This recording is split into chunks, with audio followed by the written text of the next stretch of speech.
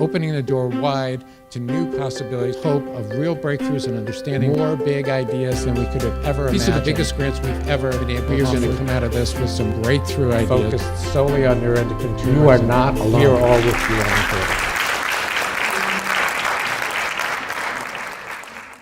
And we'll start the second part of this discussion and management by addressing the specific questions of patients. We have lots and lots of questions, and we have about a half an hour for discussion, but we will do our best to answer as many as we possibly could. Okay? We first of all have several questions related to PRRT and imaging for neuroendocrine tumors. Question: if tumors don't, quote, light up on octreoscan or gallium-68 scan, why would one take octreotide LAR or lanreotide if there's no syndrome? Would you treat a carcinoid tumor with a somatostatin analog if all imaging, including gallium-68, is negative? So my bias would not be to do that. That sounds to me like a high-grade tumor and may not be amenable to this kind of therapy. We have on occasions, however, seen people with lower grade tumors that are non-octreotide scan positive who may well ultimately turn out to be positive on gallium, and we've had a number of those situations where a somatostatin analog would be indicated. I would just mention that there's a chunk of neuroendocrine tumors that are MIBG scan positive. MIBG is meta-iodobenzylguanidine, is a substance that's involved in the pathway of pheochromocytomas. And there's overlap. A lot of pheochromocytomas are positive on somatostatin receptor imaging, and a lot of neuroendocrine tumors are positive on MIBG scanning, and that is another modality for potential therapy, which we actually have a protocol at Penn for. So, if you definitively don't have SST2 receptors, I don't see how octreotide is going to be useful. And in fact, there are some centers in the US that are taking tissue and actually staining it for SST2 receptors. And if it's not there, it's not there. Did you want to say something? The outcome in both the PROMID and the Clarinet studies was not dependent upon the presence of a positive octreo scan. In other words, the somatostatin analog treatment appeared to be equally effective in prolonging survival, regardless of whether there were sufficient receptors to make a positive octreo scan. Therefore, some people are arguing that in cases that are non-functioning, that also are non-positive on an octreo scan, there will be a benefit in terms of prolonging survival by treatment with such drugs. Correct, but it's harder to make that case if you also have a negative gallium-68 PET, wouldn't you say? That's a harder way to go, that's true. On the other hand, it hasn't been established yet as to what the extent of false positives will be on the gallium-68 scan. And correct. That is something experience is going to have to provide us information about. Okay, someone is asking if you have had 4 sessions of lutetium-177, can you have more if necessary? The conventional wisdom is that it's safe to have an additional 2, usually later on if people meet the criteria and have adequate bone marrow reserve and physiologic function. But I think as time goes on, we'll have more experience with repeat go-arounds with PRRT. Imaging question. For bone metastasis, is isotope bone scan better than CT or MRI?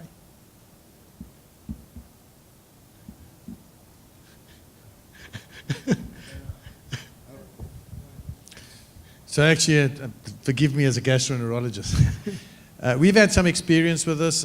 We have used bone scans on certain rare situations when we're trying to distinguish between arthritis and tumor in people who have symptoms, because we are actually looking at some novel radiotherapies with radium in that setting. But the bone scan, in my opinion, because it's not a blastic type disease, doesn't really add. And I would use functional imaging with gallium scanning to look for bone metastases. Right. I think that's normally the best. Sometimes bone scans do add, if bone scanning is done, you can see more detail on a PET scan type bone scan done with fluorine-18 PET instead of using technetium scintigraphy. So there are different ways of doing bone scanning, and some ways are more sensitive than others. Okay, do we have any indications of the long-term effectiveness of PRRT? Are there any patients who have been cured using PRRT? I think that, According to my knowledge, the statistics indicate a very, very few, less than 1% cases will have a complete response to the treatment. And again, often the disease is so slow that we haven't had a long enough time to evaluate long-term effects. okay, how common are false positives on gallium scans? Can they occur at the site of previous surgeries? Anybody want to comment on that? Well, we don't have gallium scans, but I do believe from older gallium scanning that was used in white cells in areas of inflammation come up positive. We have had a couple of people that we've sent for gallium scans soon after surgery, and at the anastomosis you get a positive and you don't know if it's inflammation or if it's an incomplete resection. Right, but the gallium scan used for inflammation is a different type of a scan, Correct. and it's not based on somatostatin receptor binding. Absolutely. So it's really quite a different test. I don't think we can compare, but otherwise I agree with what Dr. Metz said. Okay. Is there any difference between DOTA-TOC and DOTA-TATE?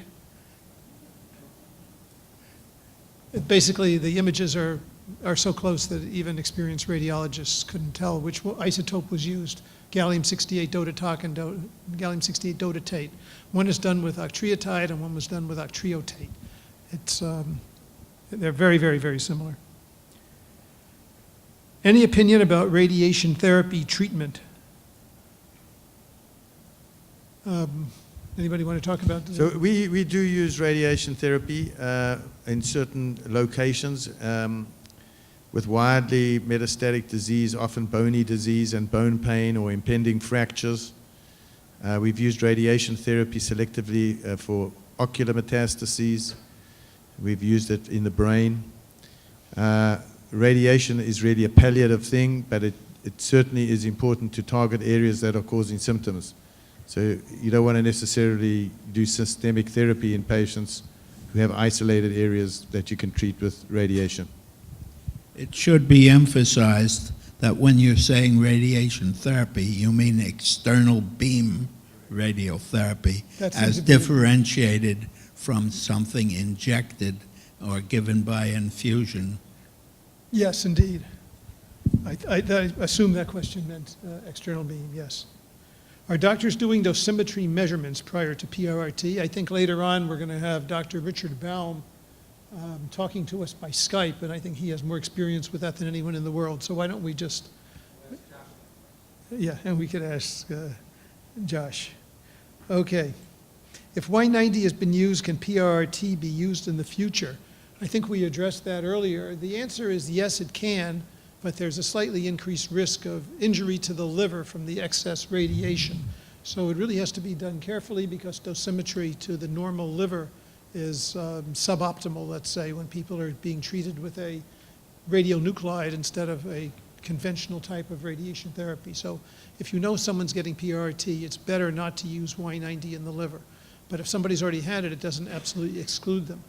In our center and in most of the experience in Europe. However, there are some centers in the United States that do exclude patients, and it will make it so that you're not able to have PRRT if you've ever been treated with Y90. Okay. Can molecular profiling show how well PRRT will work if you're a candidate for PRRT?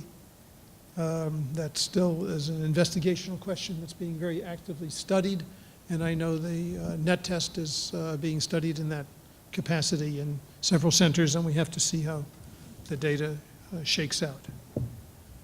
Okay. When you have metastatic disease in the liver, how often do you see it in other parts of the body? Dr. Warner, you've seen it all. That's a multi-pronged question because, first of all, are we talking about all NETs or are we talking about midgut carcinoid? It depends because, for example, pancreatic and pulmonary neuroendocrine tumors tend to spread to other places beside the liver, although the liver is often the first. But we can see tumors in the skin, we can see metastases to the brain, we can see spread to the ovaries, almost anywhere, but the likelihood, it depends to a considerable degree on the site of origin of the tumor. Just to give you an extreme example, proptosis, bulging out of the eye, can occur with metastasis to the fat pad behind the eyeball, and that almost always is related to a foregut carcinoid, a lung or a pancreas, almost never related to a carcinoid from the midgut. So the history is all important in knowing where the tumor arose, and therefore you can better predict where it might spread. Okay. What are the long-term consequences of MRI contrast? What does it do to your body long-term? I guess So there is very little long-term known consequences unless patients have renal insufficiency, and then there can be some effects. So MRI contrast is relatively or absolutely contraindicated in patient renal insufficiency, kidney damage.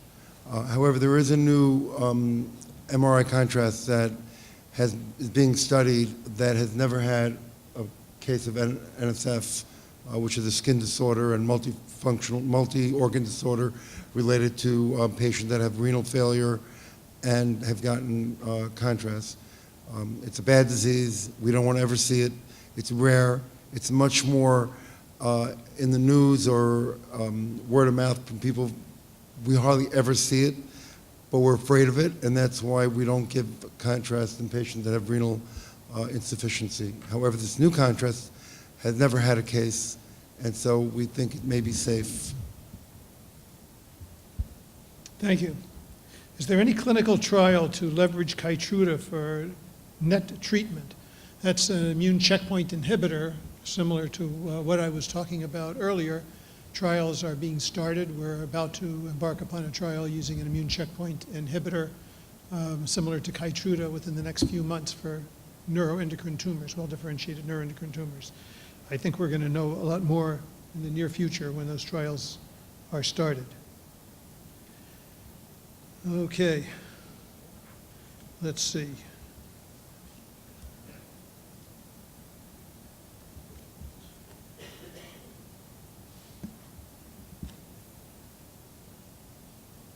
How can I help give knowledge about my experience with neuroendocrine tumor? I think that we have wonderful support groups. The website of the Carcinoid Cancer Foundation, carcinoid.org, has a list of all the online and physical support groups in the country, and I think that would be probably the first place to turn, and also a resource for many other avenues of information. There are support groups in just about every state in the country, and many countries abroad also have support groups. These are all listed on the website of the Carcinoid Cancer Foundation. The website is carcinoid.org. Okay, a very interesting question, and we've actually gotten several variants of the same question. How come you can have a biopsy read in 3 different institutions and get 3 different Ki-67 numbers? Or how could you get repeat biopsies and have different Ki-67 numbers? How important is that, and what does all of this mean, and how do you interpret this confusing data when you're a patient? If you take a given tumor and take multiple sections of that tumor, take each section from a different part of the tumor and do a assay or account for Ki-67, the so-called proliferation index, you'll get a difference. So it depends upon different parts of the tumor. The tumor is not homogeneous completely throughout for it, the amount of, or the rate of growth. There's a slightly different variation in the cellular population, and it depends exactly where you take the biopsy. In some instances, it can be twice as high in one spot of the tumor as it would be elsewhere. Therefore, you can't bank everything on one biopsy and what the Ki-67 says. It's better if there are multiple stains done at different sections. That's not usually done, however. Right. Okay, here's a question for Dr. McAuliffe. Once a tumor metastasized to liver and you have a pancreatic primary, should you have a Roux-en-Y procedure performed? Should you do a hepatic resection? Should you do them both at the same time? How do you approach this surgically? Do you do palliative Whipples?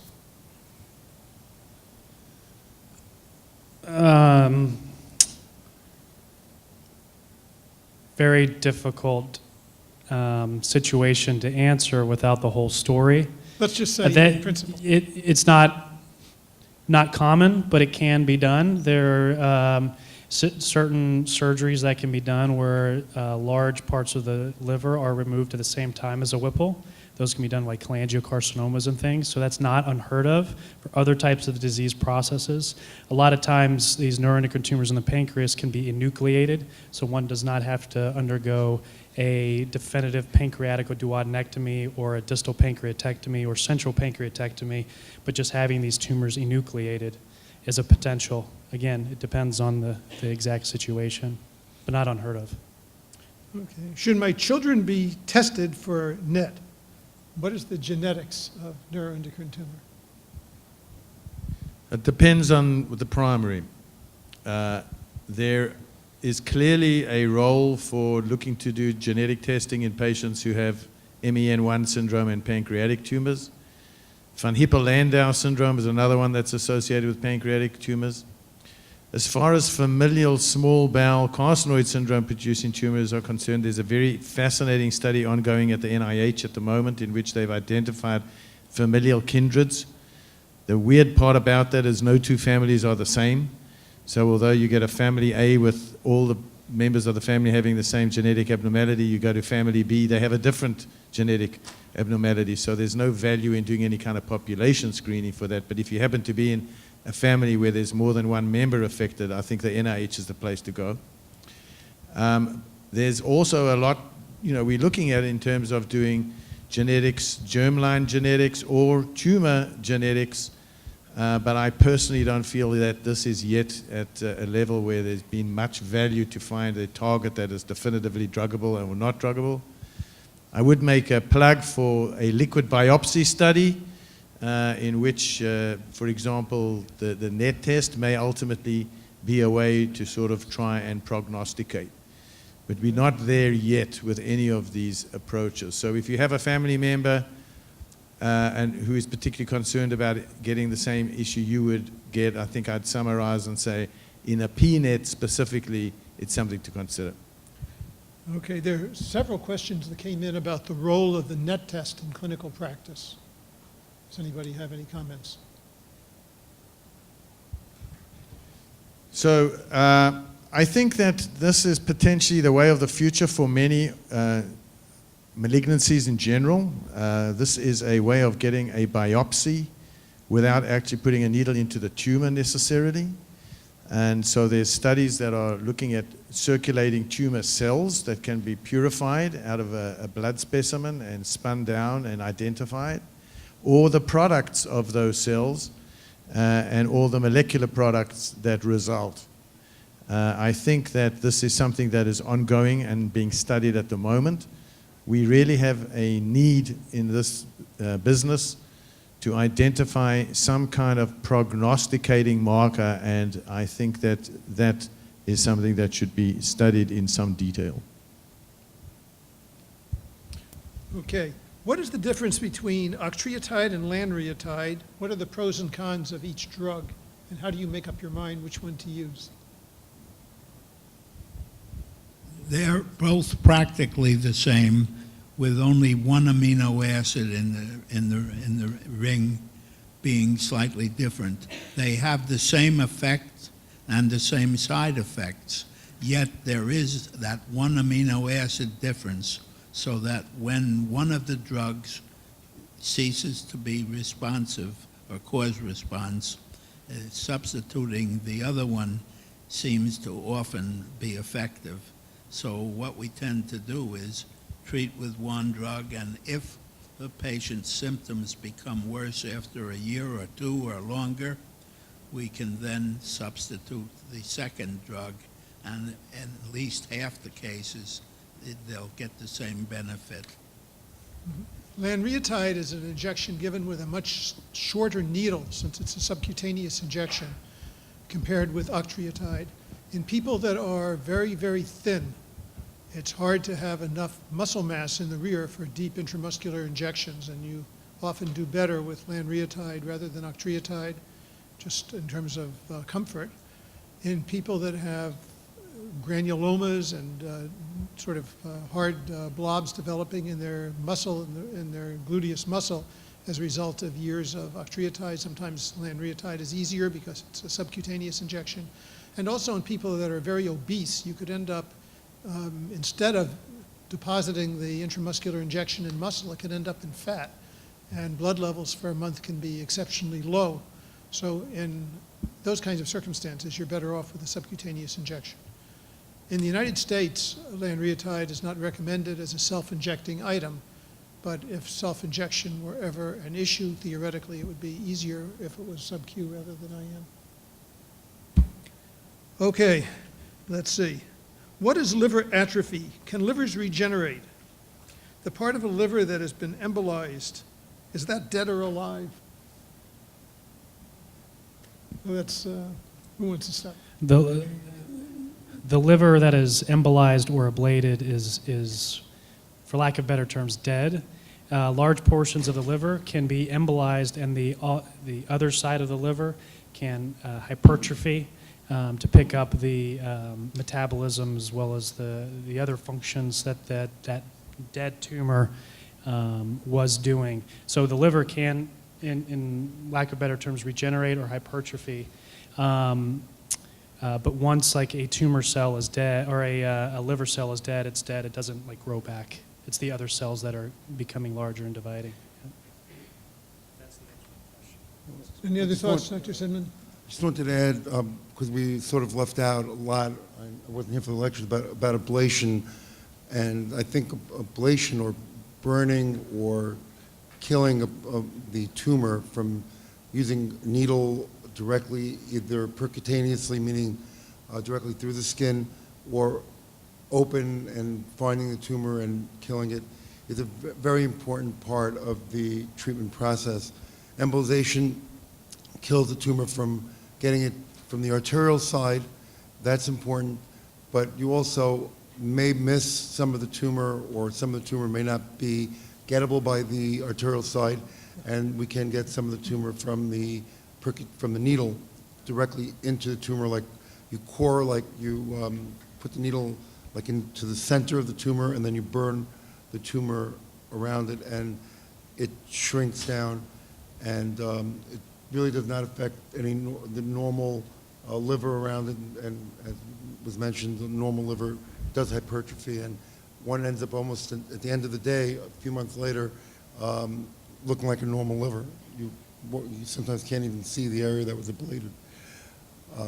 And there are many ways of doing it, and I think it's a very important part of the armamentarium that we have.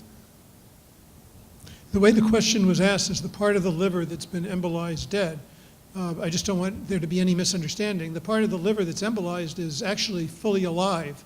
What you want to do is kill the cancers within the left lobe of the liver or within the right lobe of the liver. You're not trying to kill the whole liver, trying to kill the cancer. So basically the liver might suffer some injury which then recovers, but the idea is to kill the cancers Yeah. within the liver. One more point about that is that the tumor is supplied by the arteries, while the liver is generally supplied by the portal vein, which is, so the nutrients of the liver, the normal liver, is being supplied by the portal vein, which we're not affecting when we do an embolization.